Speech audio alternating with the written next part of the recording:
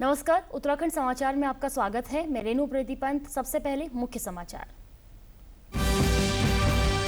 Rail कर्मचारियों को दिवाली से पहले बोनस का तोहफा। कैबिनेट ने 78 दिनों के बोनस के लिए 1866 करोड़ रुपए से अधिक के भुगतान को मंजूरी। मेडिकल पीजी में 5000 नई सीटें, कुल 95,000 करोड़ के फैसले।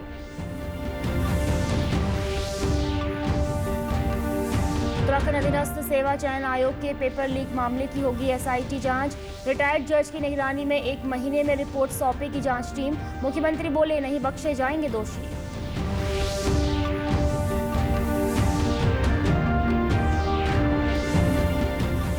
मिशन 2027 की तैयारियों में जुटी उत्तराखंड भाजपा। देहरादून में हुई प्रदेश संगठनात्मक कार्यशाला। नई टीम के साथ दिग्गजों ने किया मंथन।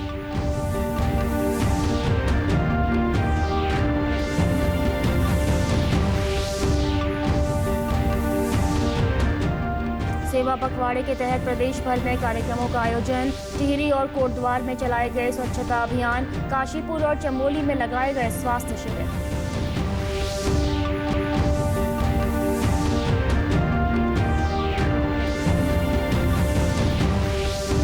और चमोली के युवाओं ने डेयरी फार्म को बनाया स्वरोजगार का जरिया। सरकारी योजनाओं का लाभ लेकर बने आत्मनिर्भर, कमा रहे लाखों का मुनाफा। अब समाचार विस्तार से। रेलवे कर्मचारियों के लिए अच्छी खबर है। प्रधानमंत्री नरेंद्र मोदी की अध्यक्षता में आज नई दिल्ली में हुई केंद्रीय मंत्रिमंडल की बैठक में 10,90,000 रेल कर्मचारियों को 78 दिनों के उत्पादकता से जुड़े बोनस देने का फैसला लिया गया। इसके लिए मंत्रिमंडल ने 1866 करोड़ रुपए से अधिक के भुगतान को मंजूरी दे दी है। केंद्रीय सूचना और प्रसारण मंत्री अश्विनी वैष्णव ने मंत्रिमंडल में हुए फैसलों की जानकारी देते हुए कहा कि पात्र रेल कर्मचारियों को उत्पादकता से जुड़े बोनस का भुगतान प्रत्येक साल दुर्गा पूजा और दशहरा की छुट्टियों से पहले किया जाता है।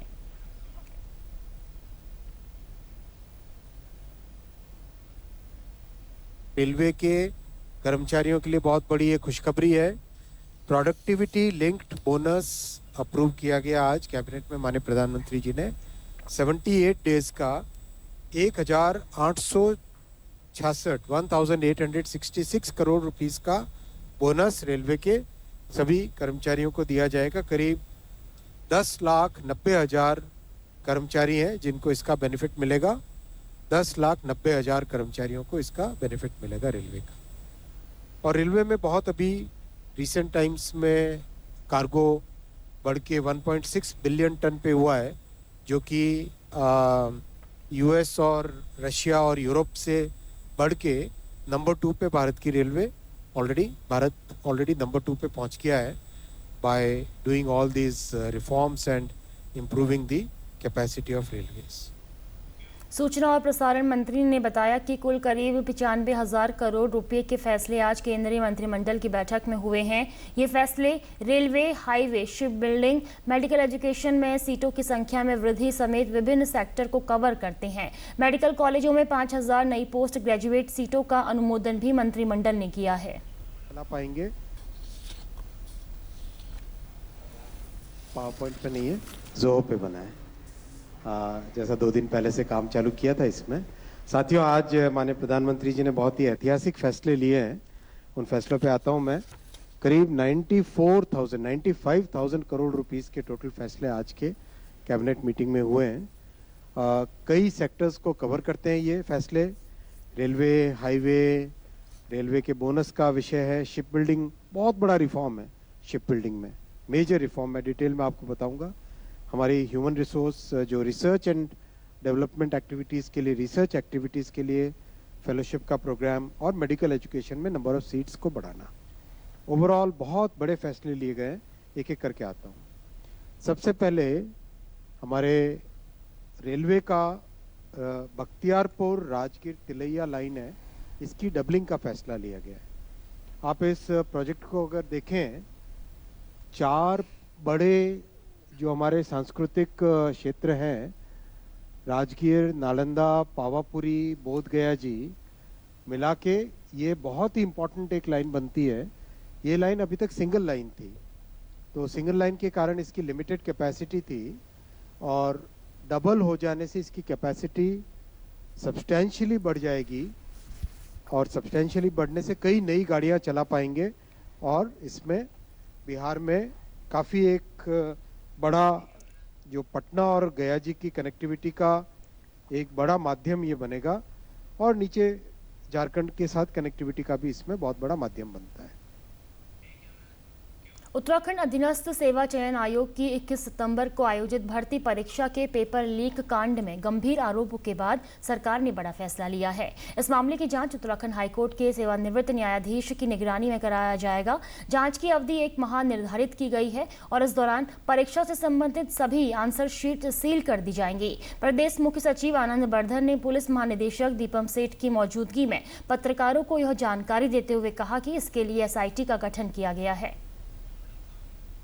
एसपी के स्तर की अध्यक्षता में विशेष अन्वेषण दल SIT गठित की जाएगी, जिसका कार्यक्षेत्र पूरा प्रदेश होगा और यह जांच निष्पक्ष हो, स्वतंत्र हो और तथ्यपरक हो के टोटल सुपरविजन में कार्य करेगी और माननीय न्यायाधीश द्वारा पूरे प्रदेश का भ्रमण भी किया जाएगा, सभी जिलों का। सबसे इम्पॉर्टेंट है सरकार के लिए कि हम लोग भी अभिभावक हैं, हमारे छात्रों का, हमारे अभ्यर्थियों का विश्वसनीयता वो उस पर बनी रहे हमारे सिस्टम पे। तो अभी तक जो भी इन्वेस्टिगेशन हुआ है, अगर क्योंकि तरह तरह की बातें रहती हैं, तो इसलिए एक व्यापक SIT बनाई जाएगी। उसमें सभी मतलब डिस्ट्रिक्ट पुलिस भी हो सकती है, STF भी हो सकती है, जो भी उसमें रिक्वायर्ड मैन पावर होगा वो मैन पावर उस SIT को दिया जाएगा और उसको एडिशनल SP हेड करेंगे। तो मैंने इसलिए कहा ना, किसी के पास और भी अगर कोई तथ्य या कोई सूचना या कोई जानकारी होती है तो वो उस SIT को उपलब्ध करा सकता है टाइम बाउंड में। उत्तराखंड में पेपर लीक के बाद राजनीति गरमाई हुई है। पेपर लीक के मुख्य आरोपी खालिद और उसकी बहन साबिया की गिरफ्तारी के बाद भी मामला थमने का नाम नहीं ले रहा है। पेपर लीक कांड के विरोध में एक और जहां बड़ी संख्या में प्रदेश भर से आए युवा पिछले 3 दिन से राजधानी स्थित परेड ग्राउंड के बाहर सड़क पर धरना देकर बैठे हुए हैं, तो वहीं इस पूरे मामले में सत्ताधारी भाजपा व प्रमुख विपक्षी दल कांग्रेस ने आरोप प्रत्यारोप का दौर तेज हो गया है। इस मामले में आज मुख्यमंत्री पुष्कर सिंह धामी ने भी तीखी प्रतिक्रिया व्यक्त करते हुए कहा कि नकल माफिया अब सिर्फ अपराधी नहीं बल्कि नकल जिहादी हैं और इन्हें किसी भी हालत में बख्शा नहीं जाएगा। मुख्यमंत्री ने कहा कि सरकार ने सख्त कानून बनाकर नकल माफिया पर नकेल डाली है और अब जो भी इस माफिया के समर्थन में खड़ा होगा उसके खिलाफ भी कार्रवाई होगी। किसी भी कीमत पर युवाओं के, नौजवानों के भविष्य के साथ खिलवाड़ नहीं होने दिया जाएगा। चाहे कोई भी इसमें दोषी पाया जाएगा उसके खिलाफ कार्रवाई होगी और ये हमारी जीरो टॉलरेंस की नीति है। जब से मैंने इस जिम्मेदारी पर काम करना प्रारंभ किया, जब भी मेरे सामने ये मामले आए हैं तब हमने इस पर कार्रवाई की है।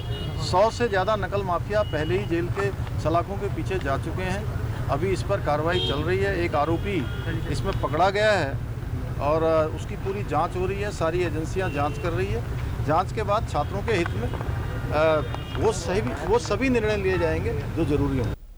भाजपा के प्रदेश अध्यक्ष महेंद्र भट्ट ने कहा कि नकल जिहाद करने वालों को किसी कीमत पर छोड़ा नहीं जाएगा।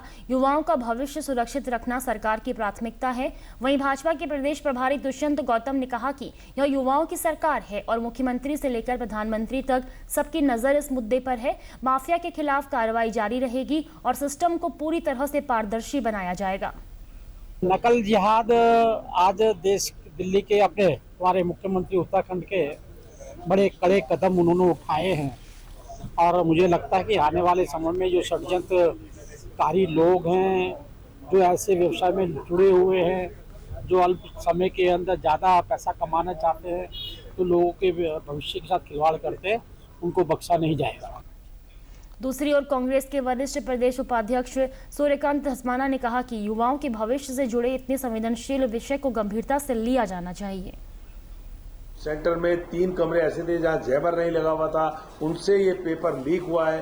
पेपर लीक करने वाले ने कैसे अंदर जाकर के मोबाइल से स्क्रीनशॉट लिया, कैसे वो बाहर भेजा, किस तरह से वो प्रश्न पत्र जो है वो सॉल्व होकर के आया, उसको फिर वायरल किया गया। इसके अलावा जो तमाम इसमें पेचीदगियां हैं, मैं समझता हूं जब तक इसकी CBI जांच नहीं होगी, हमारी ये मांग है, कांग्रेस की ये मांग है कि हाई कोर्ट के सिटिंग जज की निगरानी में सीबीआई की जांच होनी चाहिए, दूध का दूध पानी का पानी होना चाहिए। ये राज्य के लाखों बेरोजगार नौजवानों के साथ, उनके भविष्य के साथ खिलवाड़ है। देहरादून में भाजपा ने प्रदेश संगठनात्मक कार्यशाला के जरिए मिशन 2027 की तैयारियों का बिगुल बजा दिया है। भारतीय जनता पार्टी के नवनियुक्त प्रदेश पदाधिकारियों, जिला अध्यक्षों, जिला महामंत्रियों, जिला प्रभारी और जिला सह प्रभारी की 110 दिवसीय प्रशिक्षण कार्यशाला आयोजित की गई। कार्यशाला में राष्ट्रीय महामंत्री BL संतोष, मुख्यमंत्री पुष्कर सिंह धामी, प्रदेश प्रभारी दुष्यंत गौतम और सह प्रभारी रेखा वर्मा मौजूद रहे। मुख्यमंत्री पुष्कर सिंह धामी ने कहा कि यह संगठन की पहली कार्यशाला है और अब संगठन का विस्तार बूथ स्तर तक किया जाएगा। मुख्यमंत्री पुष्कर सिंह धामी ने कहा कि हमारे सामने मिशन 2027 व 2029 है। इसको लेकर नई टीम काम करेगी और अपनी जिम्मेदारियों को बेहतर ढंग से निभाएगी। लोग अभी प्रदेश की संगठनात्मक जो कार्यशाला है, उस कार्यशाला में प्रदेश के पदाधिकारी हैं, जिलों के अध्यक्ष हैं, महामंत्री हैं, प्रभारी हैं, जिलों के सह प्रभारी हैं, मोर्चे प्रकोष्ठों के सभी पदाधिकारी हैं। सारे लोग पहले से अनुभवी हैं और लंबे समय से पार्टी के लिए काम करते रहे हैं। और चूंकि नया दायित्व मिलने के बाद फिर से कार्यशाला हुई है और अब मिशन हमारा 2027 है, फिर 2029 है। उन सभी के लिए टीम काम करेगी। इस टीम के जिम्मे बड़ा दायित्व आया है, तो अभी नए जोश के साथ सब लगे, ऐसा आह्वान करने के लिए सभी कार्यकर्ता एकत्र हुए हैं। प्रदेश अध्यक्ष महेंद्र भट्ट ने कहा कि पोलिंग बूथ ही विजय का मुख्य केंद्र है, इसलिए बूथ स्तर पर समन्वय और प्रबंधन को मजबूत करना कार्यशाला का प्रमुख एजेंडा है। महेंद्र भट्ट ने कार्यकर्ताओं से आह्वान किया कि वे केंद्र और प्रदेश की योजनाओं को घर घर पहुंचाएं और 2027 में भाजपा की जीत सुनिश्चित करें। अपने जो संगठन तंत्र है उसको 2027 के चुनाव के दृष्टि व्यापक स्वरूप देने की हमारी एक रचना है, जिस पर हमने आज चर्चा की है। इसके साथ साथ हमने ये भी चर्चा की कि बड़ी संख्या में हमारे अब जनप्रतिनिधि जीते हैं, चाहे ब्लॉक प्रमुख हैं, PDC मेंबर हैं, जिला पंचायत के सदस्य हैं, ऐसे अनेकों जो हमारे वरिष्ठतम जो जनप्रतिनिधि जीत कर रहे हैं, उनको भी बूथ केंद्रित कार्य योजना से जोड़ना है। प्रदेश प्रभारी दुष्यंत गौतम ने कहा कि मिशन 2027 को लेकर भाजपा ने जमीनी स्तर पर काम करना शुरू कर दिया है। उन्होंने कहा कि कार्यकर्ता केंद्र और राज्य सरकार की योजनाओं को आम जनता तक पहुंचाएं ताकि हर घर में भाजपा का संदेश और सरकार की उपलब्धियां पहुंचे। हमारे लोगों ने, हमारे कार्यकर्ताओं ने, प्रदेश ने अपना समर्पण भाव से जो काम किया है वो सब लेकर आगे जो योजना है उनको बूथ अध्यक्ष तक पहुंचाना, जनता तक पहुंचाना और जो कार्यकर्ता है उनमें समन्वय बने और संगठन और सरकार मिलकर जो प्रधानमंत्री का सपना है, ये दशक उत्तराखंड का दशक है, ये उत्तराखंड का दशक बनाने के लिए पूरा संगठन और सरकार काम करेंगे। मुख्यमंत्री पुष्कर सिंह धामी ने बुधवार को मुख्यमंत्री आवास में उत्तराखंड CSR डायलॉग कार्यक्रम में प्रतिभाग किया। इस अवसर पर उन्होंने मुख्यमंत्री आदर्श ग्राम सारकोट के प्राथमिक विद्यालय में डिजिटल क्लासरूम का वर्चुअल शुभारंभ भी किया। कार्यक्रम में एक्सिस बैंक समूह के साथ राज्य के 24 विद्यालयों के डिजिटलाइजेशन के लिए और टोयोटा के साथ पर्यावरण संरक्षण, शिक्षा, स्वास्थ्य एवं सामुदायिक सशक्तिकरण के क्षेत्र में CSR संचालित करने के लिए MOU किया गया। मुख्यमंत्री ने कहा कि आज देश के प्रतिष्ठित कॉर्पोरेट हाउस अपने सोशल रिस्पॉन्सिबिलिटी इनिशिएटिव के अंतर्गत उत्तराखंड में गुणवत्तापूर्ण शिक्षा, स्वास्थ्य, स्वच्छता और पर्यावरण संरक्षण जैसे महत्वपूर्ण क्षेत्रों में योगदान दे रहे हैं। राज्य में IIFCL, Mankind, Awana foundation, Toyota, Nestle, THDC, IRCTC, HDFC, Britannia जैसी अनेक संस्थाएं विभिन्न सामाजिक गतिविधियां संचालित कर रही हैं। यहां रुकेंगे एक छोटे से ब्रेक के लिए, आप बने रहिए हमारे साथ।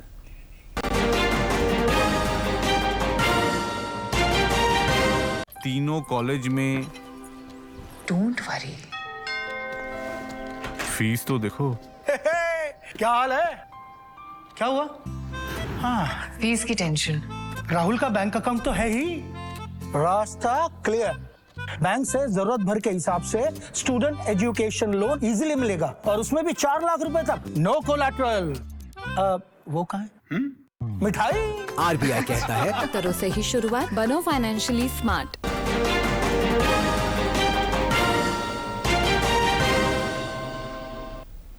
ब्रेक के बाद एक बार फिर आपका स्वागत है। बात करेंगे अगली खबर की। सेवा पखवाड़े के तहत आज चमोली के गोपेश्वर में बहुउद्देशीय और निशुल्क स्वास्थ्य शिविर आयोजित किया गया। इस दौरान 160 से अधिक लाभार्थियों ने शिविर का लाभ उठाया। इन शिविरों के माध्यम से लोगों को सरकार की जन कल्याणकारी योजनाओं की जानकारी के साथ स्वास्थ्य संबंधी बीमारियों का निःशुल्क उपचार किया गया। मुख्य विकास अधिकारी अभिषेक त्रिपाठी ने बहुउद्देशीय शिविर का शुभारंभ कर स्टॉलों का निरीक्षण किया। इसके साथ ही उन्होंने जनता से सरकार की जन कल्याणकारी योजनाओं का अधिक से अधिक लाभ उठाने की अपील की। सेवा पखवाड़ा मनाया जा रहा है। इसमें जो है 17 तारीख से लेकर 2 अक्टूबर तक जो है हमारे विभिन्न स्थानों पे शिविर भी लगाए जा रहे हैं, बहुउद्देशीय शिविर लगाए जा रहे हैं, जिसमें विभिन्न विभागों के द्वारा अपनी योजनाओं का प्रचार प्रसार और जो लाभार्थी यहाँ पर आ रहे हैं उनको विभिन्न योजनाओं के बारे में बताना या उनकी कोई समस्याएं हैं उनके निदान के लिए। उधर सेवा पखवाड़ा के तहत आज पौड़ी गढ़वाल के कोटद्वार भाबर स्थित कण्वाश्रम में स्वच्छता अभियान चलाया गया। कार्यक्रम में विधानसभा अध्यक्ष रितु खंडूड़ी सहित नगर निगम के पर्यावरण मित्रों, वन विभाग के कर्मचारियों, अधिकारियों एवं यूथ फाउंडेशन के युवाओं सहित अन्य लोग शामिल थे। उन्होंने कण्वाश्रम के विभिन्न क्षेत्रों में जाकर झाड़ियों की सफाई की और इसके साथ ही इधर उधर फैली प्लास्टिक से बनी वस्तुओं, कूड़ा करकट को इकट्ठा कर उसका सुरक्षित निस्तारण किया। साल 2018 में भारत सरकार द्वारा स्वच्छता को लेकर देश भर के प्रतिष्ठित विरासतों का सर्वे किया गया। देश के शीर्ष 10 प्रतिष्ठित और स्वच्छ विरासत स्थलों की सूची में कण्वाश्रम को भी स्थान मिला था।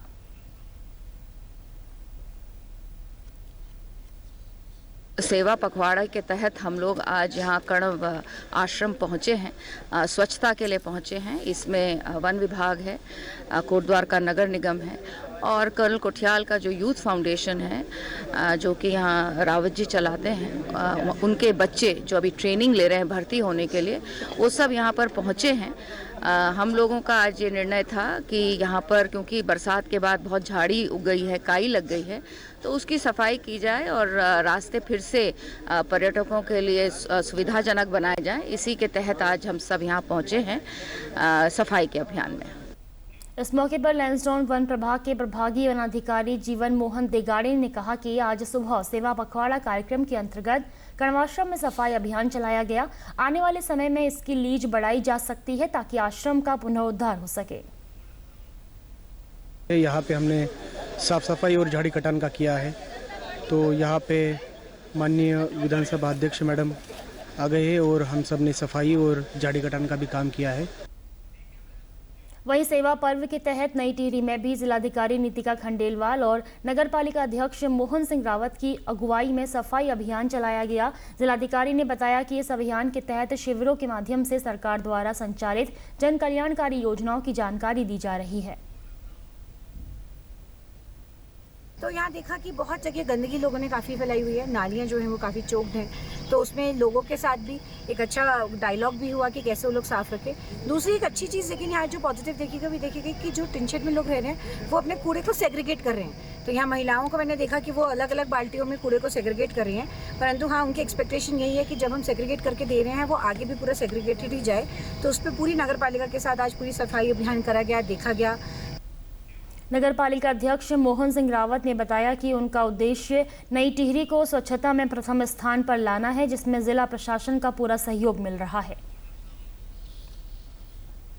देखिए हमारा प्रयास है कि हम शहर को स्वच्छ और सुंदर बनाएं। देखिए बिना जन सहभागिता के संभव नहीं है कि हर जगह सफाई हो जाए, पर अगर जनता हमारा साथ देगी, हमारे साथ सप्ताह में मात्र 2 घंटे साप्ताहिक स्वच्छता अभियान के काम करेगी, तो आप विश्वास रखिए पूरा शहर आपको स्वच्छ और सुंदर हो जाएगा। स्वास्थ्य सेवा पखवाड़े के तहत आज उधम सिंह नगर में भी स्वास्थ्य विभाग ने मेगा कैंप का आयोजन किया। इस दौरान आईजीएल कंपनी के कामगारों की निःशुल्क जांच कर दवाओं का वितरण हुआ। 2 अक्टूबर तक चलने वाले स्वास्थ्य सेवा पखवाड़े के तहत स्वास्थ्य विभाग कुल 18 मेगा कैंप लगाएगा। जनपद के लगभग 207 चिकित्सा केंद्रों में स्वस्थ नारी सशक्त परिवार की थीम पर शिविरों का आयोजन किया गया। शिविर में हाइपरटेंशन, मधुमेह, cervical cancer, breast cancer, oral cancer, आंख आदि से संबंधित बीमारियों की निःशुल्क जांच कर दवा का वितरण किया गया। अभी तक जिले में लगभग 95,000 लोगों को फायदा पहुंचा है। ये कैंप लगाए जा रहे हैं। अब तक हमने बड़े कैंप 18 लगाए हैं और आज का जो कैंप प्रिस्क्राइब था वो आईजीएल में था और आईजीएल के अंतर्गत हमने सारी सुविधाएं वहाँ फैक्ट्री वर्कर्स के लिए उपलब्ध कराई हैं, जिसमें कि स्किन की, साइकेट्री की, ऑर्थोपेडिक्स की, सारी जितनी स्पेशलिस्टी हैं पूरी प्रोवाइड कराई हैं। अभी तक जिले में 95,000 से ज़्यादा पेशेंटों को देखा जा चुका है, इसका लाभ दिया जा चुका है और आगे भी ऐसे कैंप 2 अक्टूबर तक लगाते रहेंगे। पहाड़ों में बढ़ती बेरोजगारी पलायन की मुख्य वजहों में से एक है। वहीं पहाड़ के कुछ युवा स्वरोजगार अपनाकर दूसरों के लिए प्रेरणा का स्रोत बन रहे हैं। देखिए चमोली से हमारी ये खास रिपोर्ट। कामयाबी की राह बेशक आसान नहीं, लेकिन मेहनत, लगन और धैर्य एक साथ मिलकर आपके लिए तरक्की को आसान बना सकते हैं। ऐसा ही कुछ कर दिखाया है चमोली के विकास खंड देवाल के युवाओं ने। यहाँ बेरोजगारी से जूझते युवाओं ने जब खुद पर यकीन किया और सरकारी योजनाओं का लाभ उठाकर काम शुरू किया तो दूसरों के लिए एक मिसाल बन गए। यहाँ युवाओं ने डेयरी फार्म को रोजगार का जरिया बनाया और अब अपने घर में रहकर ही लाखों का मुनाफा कमा रहे हैं। क्योंकि बचत के लिए ना धैर्य रखना पड़ता है। मैंने धैर्य रखा। सन 2020-21 से मैंने कोरोना टाइम से काम शुरू किया है। आज मुझे 3-4 साल हो चुके हैं। आज मुझे मार्केटिंग का काम भी करता हूँ मैं, और मैं लगभग 26-27 लाख का यहाँ पे आंचल डेयरी का दूध बेच चुका हूँ अभी तक। पशुपालकों की माने तो सरकारी योजनाओं और पशुपालन में मिल रही रियायतों के जरिए स्वरोजगार की राह आसान हो गई है। यही वजह है कि वो दूसरों को भी स्वरोजगार अपनाकर आत्मनिर्भर बनाने की सलाह दे रहे हैं। बहुत अच्छा सपोर्ट मिलता है, क्योंकि पशुहार में भी बहुत अच्छी छूट मिलती है। भूसा भी वहाँ से हमें हाफ रेट में मिलता है और अच्छी सुविधा है वहाँ। दरअसल दुग्ध उत्पादक सहकारी संघ सिमली चमोली ने गैरसैंड, देवाल, जोशीमठ आदि अनेक विकास खंडों के विभिन्न गांवों में सहकारी संघ के जरिए ग्रामीणों को दुग्ध व्यापार से सीधे जोड़ा है। इसका सीधा फायदा पशुपालकों को दिया जाता है। दुग्ध उत्पादक सहकारी संघ सिमली के प्रबंधक का कहना है कि संस्था द्वारा पशुपालकों को सरकारी योजनाओं के अंतर्गत 75% अनुदान पर पशु उपलब्ध कराया जाता है। साथ ही गौशाला निर्माण, पशु बीमा समेत अनेक तरीके से लाभ देने के प्रयास किए जा रहे हैं, जिससे पशुपालकों को काफी फायदा हो रहा है। जो हमारे लाभार्थी है, जो पशु क्रय, जो पशु एनसीडीसी योजना अंतर्गत जिसने पशु क्रय किया है, उसको हमको जिला योजना अंतर्गत और अपफ्रंट सोसाइटी एचडीएफ से हमको जो है 6 रुपए प्रति केजी हम पशु आहार में और 3 रुपए प्रति केजी हम राहत बेली में और 75% अनुदान पे हम उनको साइलेज उपलब्ध कराते हैं। और इससे जो है जनपद के हमारे कई काश्तकार हैं जो इसका जो है सीधा लाभ ले रहे हैं और उनकी आय में अच्छा ग्रोथ हो रहा है। एक और प्रदेश भर में युवा रोजगार के लिए देश और प्रदेश में पलायन कर रहे हैं, वहीं चमोली जनपद के दूरस्थ विकासखंड देवाल के कुछ युवा डेयरी फार्म के माध्यम से स्वरोजगार कर रहे हैं, जिससे उनको न सिर्फ अच्छा मुनाफा हो रहा है, बल्कि जो पलायन करने वाले पहाड़ के युवा हैं उनके लिए भी वो प्रेरणा के स्रोत बने हैं। भानु प्रकाश नेगी, दूरदर्शन समाचार, देवाल, चमोली। देहरादून के एमकेपी पीजी कॉलेज में इन दिनों श्री राम राष्ट्रीय कला उत्सव की धूम है। 19 सितंबर को आरंभ हुआ उत्सव कल 25 सितंबर को संपन्न होगा। उत्सव के दौरान कला प्रदर्शनियों से लेकर राष्ट्रीय संगोष्ठी और कई सांस्कृतिक कार्यक्रम आयोजित किए जा रहे हैं। श्री राम राष्ट्रीय कला उत्सव न सिर्फ कला को मंच दे रहा है, बल्कि युवा पीढ़ी को अपनी सांस्कृतिक जड़ों से जोड़ने का भी काम कर रहा है। कॉलेज की चित्रकला विभागाध्यक्ष डॉक्टर ममता सिंह ने बताया कि भारतीय संस्कृति से युवाओं को जोड़ने के उद्देश्य से यह आयोजन किया गया है। हमारे लिए बड़े गर्व का विषय है कि हमारे महाविद्यालय में श्री राम राष्ट्रीय कला उत्सव का आयोजन किया जा रहा है, जिसमें पहले दिन राष्ट्रीय कला प्रदर्शनी का उद्घाटन हुआ, उसके बाद राष्ट्रीय संगोष्ठी और उसके बाद अनेक कार्यक्रम यहाँ आयोजित किए गए हैं, जिसमें कथक नृत्य हुआ और श्री राम आराधना समूह गीत के माध्यम से की गई। और आज यहाँ सम्मान समारोह आयोजित किया जा रहा है, जिसमें विजेताओं को भी पुरस्कृत किया जाएगा जिन्होंने बहुत अच्छे चित्र बनाए हैं। साथ ही रामधुन कार्यक्रम संगीत के माध्यम से यहाँ प्रस्तुत किया जाएगा और इसके अलावा महाविद्यालय की छात्राओं द्वारा सबके राम नाटिका का यहाँ मंचन होगा और विजेताओं को पुरस्कृत किया जाएगा। तो इस प्रकार ये भारतीय संस्कृति को हमारे युवाओं के मध्य सम्मानित करने के लिए, संरक्षित करने की दिशा में उन्हें प्रेरित करने के लिए हमने ये कार्यक्रम यहाँ आयोजित किया है। कला उत्सव में शिरकत कर रही छात्राओं का कहना था कि उन्हें यहां आकर अपनी कला का प्रदर्शन करने का अवसर मिला, जो उनके लिए एक अच्छा अनुभव रहा। उन्होंने कहा कि इस तरह के आयोजनों में युवाओं को बढ़ चढ़कर हिस्सा लेना चाहिए। हम लोगों ने यहाँ पे कंपटीशन में पार्टिसिपेट किया है। हमारी यूनिवर्सिटी से 5-6 बच्चों ने पार्टिसिपेट किया है और यहाँ पर हमें बहुत ही अच्छा लगा है। सब लोगों ने बहुत अच्छे आर्ट वर्क्स बनाए हैं, बहुत ही क्रिएटिव काम है। तो यहाँ पर आकर हमें बहुत अच्छा लगा, बहुत अच्छी अपॉर्चुनिटी है हम सबके लिए और हम चाहेंगे हम आगे भी ऐसी कॉम्पिटिशन्स में पार्टिसिपेट करते रहें। जैसे कि आप लोगों को सबको पता है कि अभी नवरात्रे चल रहे हैं और फिर लास्ट में हमारी रामनवमी आती है, जिसे हम सेलिब्रेट करते हैं और उसके बाद हमारा दशहरा आता है। तो सब लोग दशहरा में जाते हैं, बट ऐसी चीज़ों में पार्टिसिपेट करने से ऑलमोस्ट लोग बचते हैं। तो मैं उनसे यही कहूँगी कि वो लोग भी ऐसी चीज़ों में पार्टिसिपेट करें और हिंदू धर्म को बढ़ावा दें, अपनी संस्कृति को जानने में और इंटरेस्ट लें कि हमारी संस्कृति आखिर है क्या। अगर हम इन चीज़ों से अगर किसी को मोटिवेट कर सकते हैं तो हमें मोटिवेट करना चाहिए, चाहे वो कॉलेज हो या स्कूल हो या फिर कोई सा भी फील्ड हो, हमें इन चीज़ों से पीछे नहीं हटना चाहिए। प्रदेश के समाचारों में बस इतना ही। चलते चलते मुख्य समाचार एक बार फिर। रेल कर्मचारियों को दिवाली से पहले बोनस का तोहफा। कैबिनेट ने 78 दिनों के बोनस के लिए 1866 करोड़ रुपए से अधिक के भुगतान को मंजूरी दी। मेडिकल पीजी में 5000 नई सीटें, कुल 95,000 करोड़ के फैसले। उत्तराखंड अधीनस्थ सेवा चयन आयोग के पेपर लीक मामले की होगी एसआईटी जांच। रिटायर्ड जज की निगरानी में 1 महीने में रिपोर्ट सौंपेगी जांच टीम। मुख्यमंत्री बोले नहीं बख्शे जाएंगे दोषी।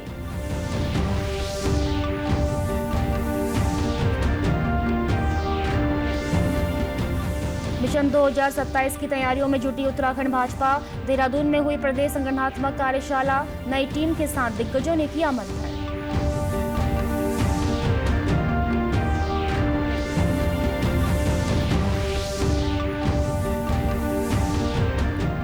सेवा पखवाड़े के तहत प्रदेश भर में कार्यक्रमों का आयोजन। टिहरी और कोटद्वार में चलाए गए स्वच्छता अभियान। काशीपुर और चमोली में लगाए गए स्वास्थ्य शिविर।